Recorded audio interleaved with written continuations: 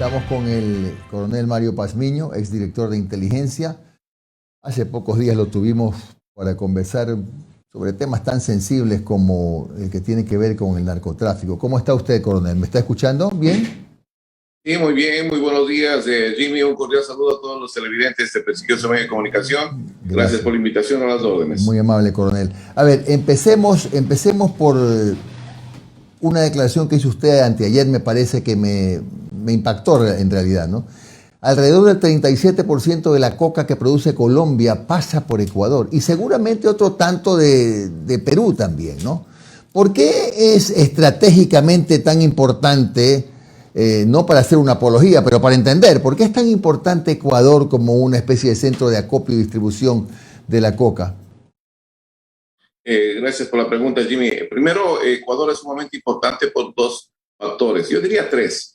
El primero, que por nuestro territorio atraviesa el corredor del Pacífico, que viene desde territorio colombiano, atraviesa el litoral ecuatoriano y se proyecta hacia lo que es Perú.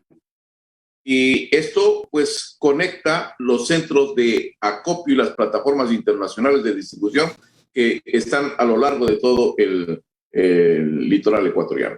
Ese es un problema central. El otro problema es que en nuestro territorio es utilizado para que por el mismo salga el 37.5% de la producción de cocaína de Colombia. ¿Por qué esto es importante? Esto es importante por lo siguiente, porque recordemos que a raíz del efecto globo, el famoso efecto cucaracha que se dio en el 2002, 2003, los carteles mexicanos y las tercerizaciones de los carteles colombianos decidieron trasladar gran parte de este negocio hacia otros países, porque había una presión bastante fuerte sobre los cultivos de cocaína. Y comenzaron a trasladar estos centros de acopio a otros sectores que les eran mucho más ventajosos. Ecuador presentaba unas características especiales.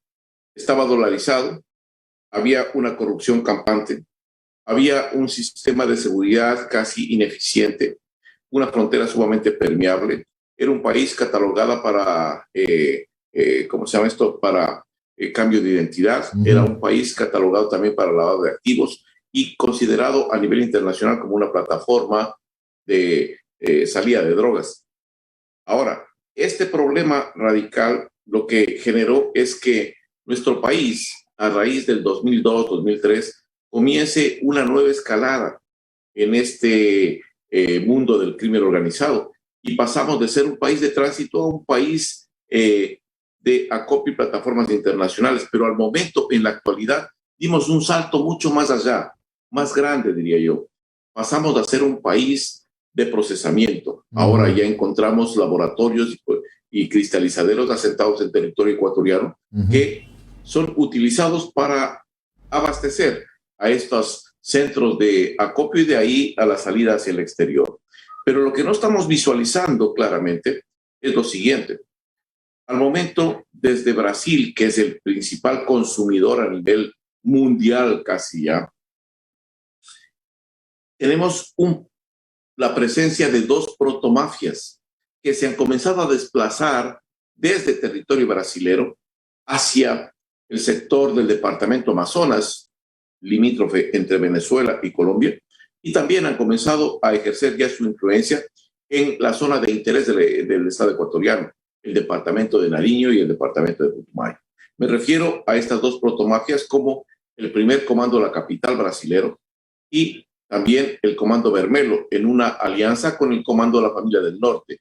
Estos al momento están disputando el narcotráfico o la producción y el consumo de narcotráfico para trasladarlo hacia la ruta del Atlántico y también el consumo del primer consumidor a nivel mundial, que es Brasil. Coronel, disculpe la interrupción, pero estas dos bandas, justamente uno de nuestros entrevistados ayer refería a estas dos bandas. No sé si a lo mejor no las había visualizado la inteligencia del Ecuador y no había medido la gravedad y el poderío que tienen, porque recién hace poquitos días hemos empezado a escuchar los nombres de estas dos bandas que están más bien en el lado, efectivamente, para el lado del Atlántico, no en el Pacífico. Que se le había perdido el radar, ya hablaremos del radar, ¿se le había perdido el radar a las autoridades del Ecuador? Bueno, yo vengo diciéndole y explicándole sobre estas amenazas regionales desde algún tiempo atrás. Lamentablemente las autoridades no le prestan mucha atención a estos análisis, pero ahí están las cosas muy concretas. Estas protomafias están ya al momento en territorio colombiano y disputando gran parte de esta infraestructura del narcotráfico en el departamento Amazonas, limítrofe con Venezuela y Colombia. Y también están ya trasladándose hacia territorio que es de las zonas cocaleras más importantes que tiene Colombia, departamento de Nariño y departamento de Putumayo. Pero aquí hay una cosa interesante. Cualquier momento estas protomafias, que son catalogadas regionalmente como una de las más violentas que los carteles mexicanos, más violentas que el Ejército de Liberación Nacional, la Segunda Marquetalia y los que ustedes quieran como grupos armados de Colombia, tiene una característica especial. Es que estas protomafias controlan los centros carcelarios a nivel regional. Venezuela, Argentina, Brasil, donde son parte de la estructura, y algunos otros países de la región donde ya han comenzado a penetrar y están penetrando en Colombia. Cualquier momento, distinguidos amigos, estos carteles, estas protomafias van a regresar a ver a un pequeño país que reúne un sinnúmero de características que son, yo diría, atrayentes al crimen organizado y al narcotráfico. Como, por ejemplo, un país que tiene altísimos niveles de corrupción, donde es fácil comprar autoridades, donde no existe ningún tipo de control de las autoridades, policías, militares, y donde, por otro lado, la justicia levanta siempre la bandera de la impunidad permanentemente, donde no hay fronteras, las fronteras son permeables, donde hay leyes que facilitan el ingreso sin ningún tipo de control de personas. Hay una tabla de consumo que está ahí y que también le permite al narcotráfico seguir ampliando sus redes. Un país dolarizado, un país donde se cambia de identidad, un país que tiene el eslogan internacionalmente como una plataforma internacional de distribución. En definitiva, tenemos varias características que atraen a este tipo de estructura. Coronel. Y para resaltar el problema es que gran parte de esta droga sale por territorio ecuatoriano, y lo único que hemos capturado nosotros de las cerca de 680 toneladas, porque la producción de cocaína en Colombia está sobre las 1.800 toneladas, es 130 toneladas. Entonces, fíjese la cantidad de droga que sigue circulando. Coronel, ahora, entonces, con lo que usted me dice, suena justificable que el gobierno haya declarado una zona de reserva estratégica, por decirlo de alguna manera, y por tratar de resumir, a los cerros de Montecristi y San Isidro para instalar radares, para detectar los vuelos irregulares, ¿o no? Sí, ¿por qué deciden colocar ese tipo de radares ahí? Son radares móviles. ¿Pero por qué colocan ahí? Porque básicamente necesitaban cubrir un ángulo muerto que existía y que existe en Manabí y que le facilita a las narcoavionetas el ingreso a baja altura para poder llegar a las pistas clandestinas, descargar el dinero, llevar la droga y viceversa. Entonces, lo que necesitaban es tener un mejor control sobre estas áreas, porque habíamos tenido informaciones de avionetas que entran, salen y no había ningún tipo de control y supervisión. Pero el problema no está ahí. Lo que no estamos viendo nosotros es que va a servir, sí, para detectar. ¿Y qué? ¿Qué hacemos detectando? Si no tenemos a una fuerza aérea que tenga el instrumento legal para poder derribar las aeronaves, como tienen otros países. Una ley de derribo, señores, es lo que necesita la Fuerza Aérea Ecuatoriana para poder hacer respetar la soberanía nacional y el espacio aéreo ecuatoriano, que es vulnerado permanentemente con estas actividades de las narcoavionetas. Entonces, necesitamos combinar el esquema de los radares, por un lado, y una ley que le permita, por otro lado, a esa Fuerza Aérea ejecutar lo que dice la Constitución y la responsabilidad de misión que le está dando el Comando Conjunto de proteger la soberanía y el espacio aéreo ecuatoriano, que no lo puede hacer al momento con esta limitación que tiene. Eso por un lado. Por otro lado, es necesario también no solo darle esta infraestructura a la Fuerza Aérea, es necesario, señores, crear un organismo. Yo he propuesto públicamente la conformación de una fuerza de tarea conjunta para que pueda combatir al narcotráfico y al crimen organizado, como lo tienen otros países, como lo tiene Brasil, como lo tiene, si no estoy mal, Colombia, tiene algunas fuerzas de tarea, y como ya lo tuvimos nosotros.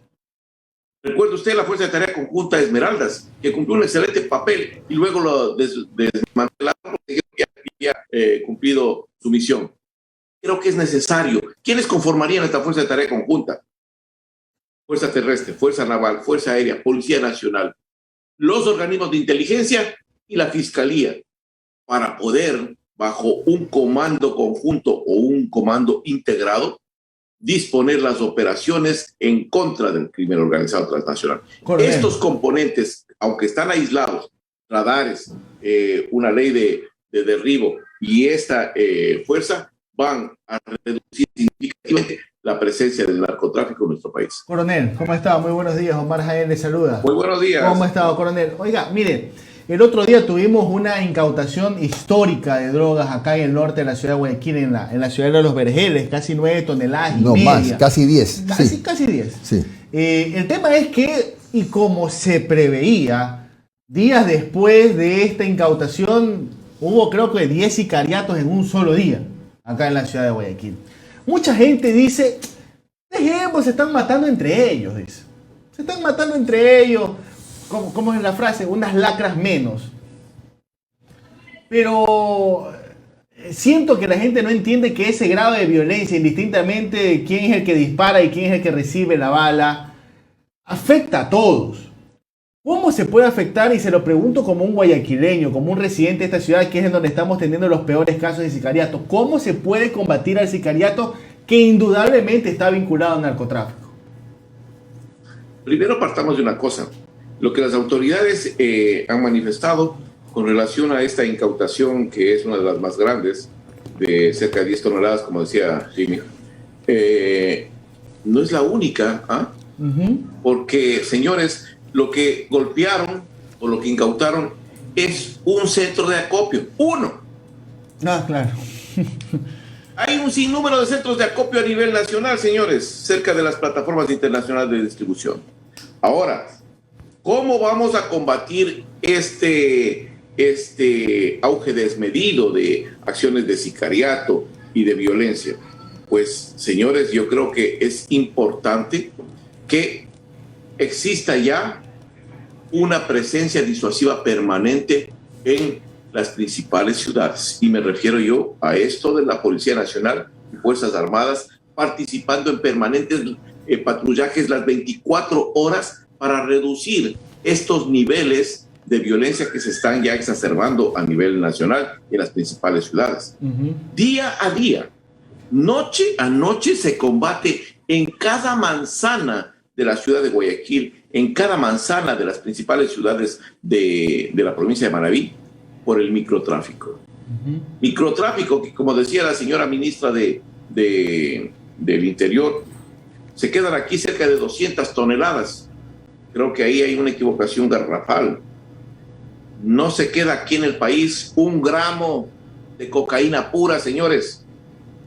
Esa cocaína pura sale al exterior. Aquí lo que se queda pueden ser esas 200 toneladas que dice la ministra. Yo no tengo los datos estadísticos de eso, pero pueden ser esas 200 toneladas, pero son del bagajo. Esto quiere decir, señores, de los desechos de los laboratorios y cristalizaderos que tiene el país. De eso se queda para el consumo interno. Es mucho más grave todavía con relación al consumo de la cocaína, que de sobra, no tengo que explicarlo, pero es sumamente dañina. Entonces, ahí tenemos un sinnúmero de factores. Queda lo que es la base y todos los derivados que vienen a partir de la coca. Ahora, coronel, una interrogante, y yo creo que es totalmente válida. A ver, usted, y no solamente usted, varias personas hablan sobre estos grupos especiales ya focalizados para trabajar y combatir la delincuencia, la violencia, el crimen organizado.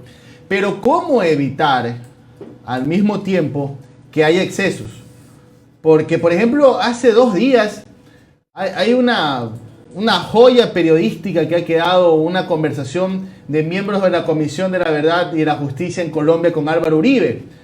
Y ya se contabilizan 6.402 falsos positivos en Colombia. ¿Y cómo evitar? A ver, obviamente es necesario combatir de frente y con dureza al crimen organizado y al narcotráfico, pero ¿cómo evitar también los excesos? Básicamente en la estructura que yo había planteado. Una estructura en la cual no solo esté la fuerza que va a combatir directamente, sino que esté ahí la Fiscalía y puede estar también la Defensoría del Pueblo como parte de este andamiaje, de esta gran fuerza de tarea. Y eso pues está garantizando indudablemente que esas operaciones estén enmarcadas en la ley, estén sin violentar los preceptos constitucionales y los derechos de las personas. Creo que eso es vital e importante. ¿Por qué tenemos estos falsos positivos y este sinnúmero de situaciones en otros países? Porque no se incorporó en las operaciones militares a Fiscalía y a Defensoría del Pueblo para que sean partes también de esta actividad. Recuerden una cosa, que el tema de seguridad, señores, no es responsabilidad exclusiva de las instituciones militares o policiales. Es una responsabilidad de todos los ecuatorianos y todas las instituciones que tienen que estar inmersas, contribuyendo directamente a manejar mejores procesos de seguridad interna e integral del Estado.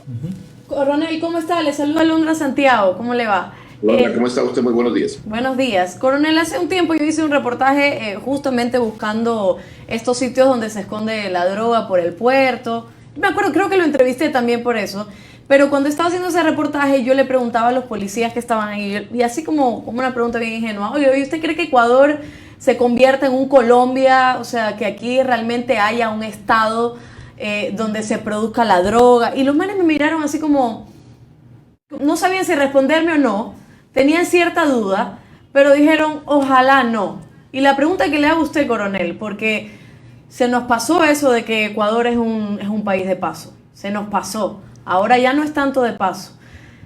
¿Qué puede pasar? ¿Ecuador se puede convertir en un país donde se fabrique, donde se haga, donde se exporte, donde droga? A ver, Ecuador al momento es un país de exportación de narcóticos. Ese es el INRI que tenemos nosotros cuando hablamos en la comunidad internacional sobre lo que es Ecuador. Ecuador es un país que al momento está exportando cocaína. Y además de eso, es un país que comenzó ya la carrera del procesamiento, que son dos cosas sumamente complicadas, porque solo le queda una parte en esta gran cadena, en este holding delictivo, y es que no generamos nosotros el proceso de plantación, el cultivo de la hoja de coca. Eso no lo hacemos. ¿Por qué no lo hacemos? Porque esos cultivos están ya asentados tradicionalmente desde hace muchos años en Colombia, y allá tienen los mejores cultivos en ese sentido. Entonces, trasladar acá sería una pérdida. Pero sí, trasladar acá los centros de acopio, porque están cerca de los puertos y aeropuertos, que son sumamente vulnerables los nuestros. Los de Colombia no tanto, los de otros países no tanto, porque hay un sinnúmero de sistemas adicionales, pero acá no. Acá pensamos que nunca nos van a contaminar un contenedor. ¿Por qué cree usted que se oponen en la autoridad portuaria a colocar los famosos escáneres de los contenedores?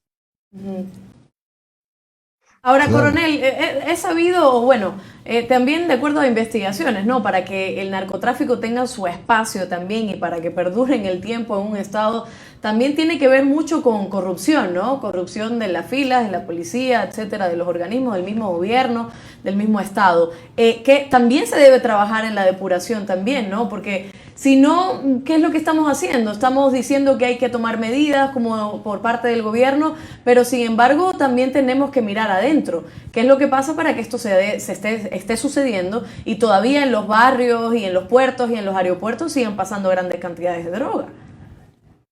Usted puso el dedo en la llaga. Pero ¿por qué es importante? Porque el narcotráfico y el crimen organizado para penetrar un Estado utilizan tres estrategias, básicamente. La primera es la penetración del organismo gubernamental. Entonces, desde las campañas políticas comienzan a penetrar a los candidatos y a los funcionarios públicos que posiblemente tengan mejores opciones de llegar a la presidencia o alguna otra designación. Comienzan a trabajar allá el crimen organizado para lograr captarlos. El segundo elemento es el control y penetración de los organismos encargados de supervisar o controlar estas actividades. Policía Nacional, Fuerzas Armadas, de la RAG, de la Dirección de Puertos y Aeropuertos, Policía Metropolitana, Policía etcétera, etcétera. Por eso es que usted ve policías transportando droga en patrulleros. Usted ve militares llevando droga en camiones a bases militares. Entonces, eso quiere decir que está también penetrado esas estructuras, como usted bien dice. Pero lo más importante,